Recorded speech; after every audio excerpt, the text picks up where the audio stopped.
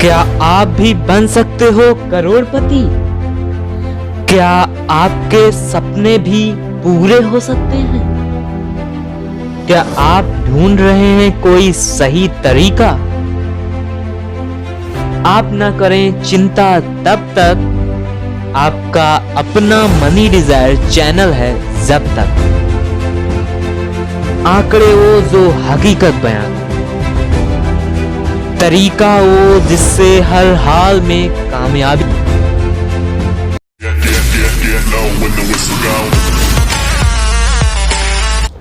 Hello दोस्तों, how to earn 5.4 crore from 20,000 जिद है तो जीतेंगे में आज आपका स्वागत है। चलिए जानते हैं कैसे आप 20,000 से 5.4 करोड़ कमा सकते हैं सिर्फ 20 सालों में। तो चलिए पूरे आंकड़े आपके सामने जो हकीकत बयां करेंगे, जो हकीकत में हो सकते हैं, जो मुमकिन हो सकता है, वो करके हम 5.4 करोड़ कैसे कमाएं अपने जिंदगी में सिर्फ 20 सालों में।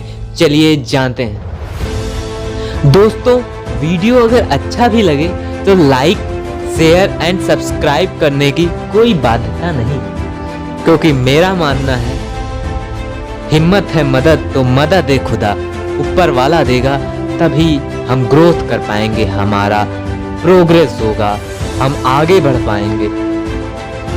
बस कोशिश कर रहे हैं हम, आप पे कोई जोर जबरदस्ती नहीं है। तो चलिए हम अपना काम कर रहे हैं, आप अपना काम कीजिए।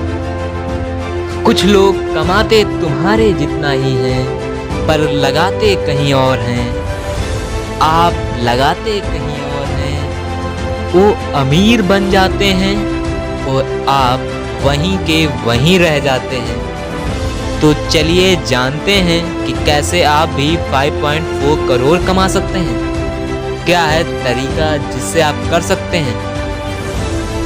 तो माना दोस्तों, आपको 30 साल की उम्र में नौकरी मिली, आपकी सैलरी 50,000 पर मंथ है, आप 30,000 खर्च कर देते हैं, 20,000 बचा लेते हैं, सालाना आप 2,40,000 बचा लेते हैं। आगे मान लेते हैं कि आपका रिटायरमेंट सिर्फ 50 साल की उम्र में हो जाता है। तो बाद की जिंदगी अच्छे से व्यतीत हो, इसके लिए क्या करें? बचत 2 से 3 गुना हो, कैसे बढ़ाएं? चलिए जानते हैं। दोस्तों, मैंने मैक्सिमम मान लिया कि आप कितना भी देर में नौकरी पाएं, 30 साल तक आप नौकरी पा जाएंगे। एवरेज अगर सैलरी देखें तो 50,000 तो सैलरी होनी ही चाहिए। नौकरी अगर इतनी लेट पा रहे हैं, अगर 50,000 आपकी सैलरी है तो आप कुल सालाना 60,000 कमाएंगे। अगर आप 30,000 रुपये खर्चा कर रहे हैं पर मंथ, तो आप 3,60,000 एक साल में खर्च कर देते हैं, लेकिन 2,40,000 तब भी बचा लेते हैं। अगर ध्यान दें कि आपका वेतन आयोग आते रहते हैं, जिससे आपकी सैलरी में इंक्रीमेंट प्रति वर्ष होता रहता है। अगर मान लें आपकी सैलरी में 10% इंक्रीमेंट प्रति वर्ष हो, तो आप की दूसरे साल की कमाई 6,60,000 रुपये होगी, जिसमें खर्चा भी और महंगाई भी बढ़ रही है। तो मैं मान लेता हूँ कि 8% की दर से महंगाई अगले साल बढ़ी एंड इसी तरह 8% की दर से बढ़ती जाएगी और आपकी सैलरी 10% की दर से बढ़ती जाएगी। तो आपके दूसरे साल की सेविंग कुछ 2,70,200 रुपये हो जाएगी और खर्चे 3,88,800 रुपये हो जाएंगे। इसी तरह अगर हम 20 सालों को जोड़ें, क्योंकि मैंने वैसे तो रिटायरमेंट 60 साल तो होता है, लेकिन मैंने कहा कि मैं हकीकत से जो आंकड़े रूबरू हूँ उनको मैं लाया हूँ। तो आप 20 साल में ही रिटायरमेंट ले लेते हैं। 20 साल नौकरी तो आप करेंगे ही करेंगे, तो उतने में आप कुछ कमाई करेंगे। After 20 years you could save only 1.78 crore. केवल 1.78 करोड़ रुपए 20 सालों में बचा पाएंगे। अपने इतने खर्चे कम किए, क्योंकि 30,000 रुपए में आप बड़ी गाड़ी में नहीं घूमे होंगे, कहीं विदेश टहलने नहीं गए होंगे, कोई बड़े खर्चे नहीं रखे, तब जाके आपने 20,000 रुपये पर मंथली सेव किया था। लेकिन आखिरी में आपके पास केवल 1.78 करोड़ रुपए। तो आखिर क्या किया जाए? कहाँ हम इसे जैसे नौकरी मिली थी डाल देते तो आज 5-6 करोड़ रुपए होते, क्योंकि 1.78 करोड़ में केवल आप 8 साल गुजारा कर पाएंगे, क्योंकि आपके इतने बंधे खर्चे आप इससे कम तो हो नहीं सकते। और महंगाई आपकी लगातार बढ़ेगी। आप अपने खर्चों को दबाने की कोशिश करेंगे, आपकी चिंताएं बढ़ेंगी, लेकिन उन चिंताओं को कम करने के लिए मैं हूँ आपका भाई। तो चलिए जानते हैं कहाँ से निवेश करना स्टार्ट करें ताकि रिटायरमेंट तक आपको 5 से 6 गुने तक रिटर्न मिले। तो दोस्तों, अगर हम ऊपर जोड़ें तो अगर हमें 12% कंपाउंड इंटरेस्ट मिले शुरुआत से ही, तो कुल 4.26 करोड़ रुपए हो जाएंगे। इसका मतलब आपकी बचत 240% इंक्रीज हो जाएगी अगर कुछ ऐसी जगह निवेश किया जाए जहाँ पे 12% रिटर्न मिले कंपाउंड इंटरेस्ट के रूप में। लेकिन कौन कौन सी जगहें हैं जहाँ पे निवेश कर सकते हैं और वहाँ कितने % तक का कंपाउंड इंटरेस्ट मिलने वाला है, चलिए जानते हैं।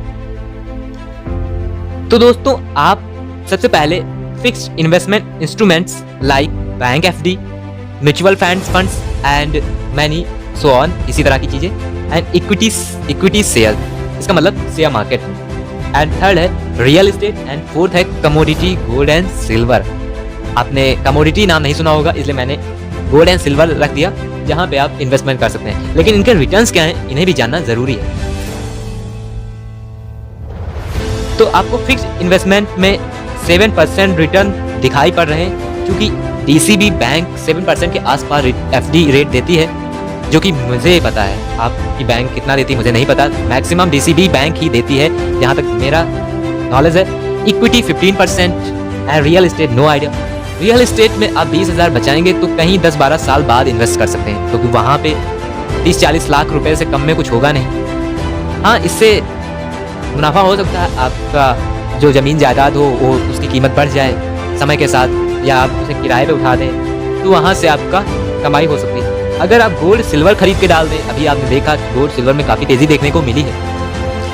इसलिए अगर 20 सालों का एवरेज देखें तो एवरेज 8% है, इसलिए मैंने 8% यहाँ पे कंक्लूड किया है अपने पीपीटी में। इक्विटी शेयर्स की आपने देखा होगा 15%, सबसे ज़्यादा चमक रहा है 15%। अगर 15% इंक्रीमेंट मिलेगा तो आप जोड़ रहे होंगे कि 1.7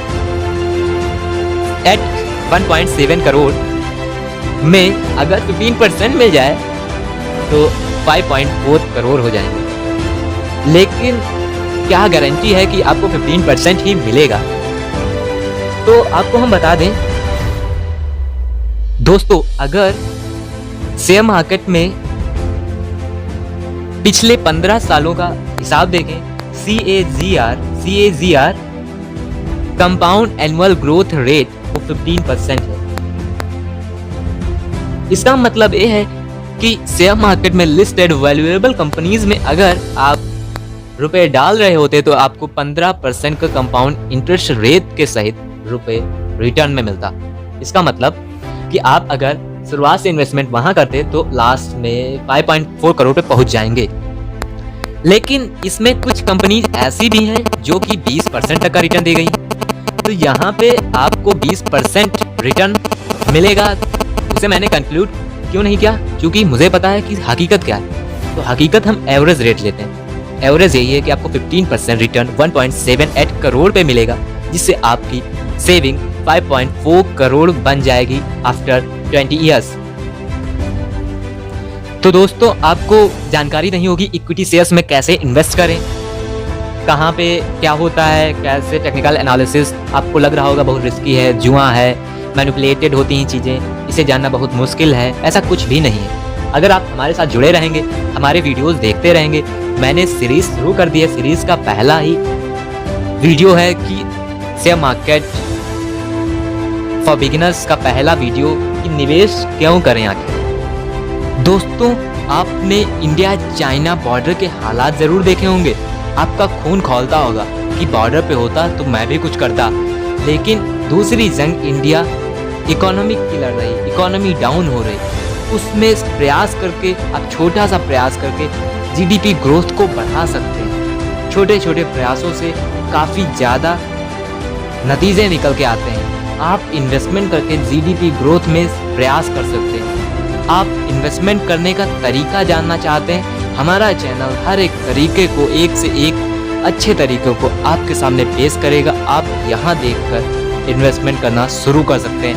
देश की ग्रोथ में साथ दीजिए। एंड लास्ट कंक्लूजन में केवल इतना कहना चाहूँगा, दोस्तों, झोपड़ी में रहने वाला ना गरीब होता है, झोपड़ी में रहने वाला ना गरीब होता है, महलों में रहने वाला ना अमीर होता है, फकीरी में जीना आसान नहीं होता, बड़ी सोच वाला ही अमीर होता है, बड़ी सोच वाला ही अमीर होता है। आपने इतना बहुमूल्य समय हमारे साथ व्यतीत किया, हमारा वीडियो देखा, इसके लिए बहुत बहुत धन्यवाद।